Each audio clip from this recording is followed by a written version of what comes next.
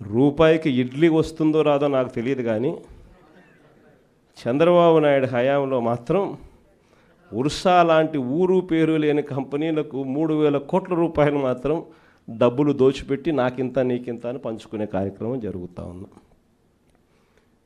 ఇష్టం వచ్చినట్టుగా విశాఖపట్నంలోనే మరో భూమి లూలు గ్రూప్ అంట.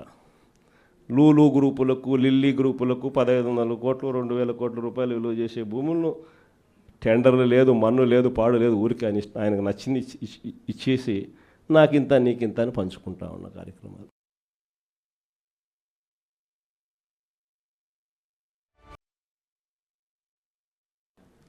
రూపాయికి ఇడ్లీ వస్తుందో రాదో నాకు తెలియదు కానీ చంద్రబాబు నాయుడు హయాంలో మాత్రం ఉర్సా లాంటి ఊరు పేరు లేని కంపెనీలకు 3,000 కోట్ల రూపాయలు మాత్రం డబ్బులు దోచిపెట్టి నాకింత నీకింత అని పంచుకునే కార్యక్రమం జరుగుతూ ఉంది. ఇష్టం వచ్చినట్టుగా విశాఖపట్నంలోనే మరో భూమి లూలు గ్రూప్ అంట.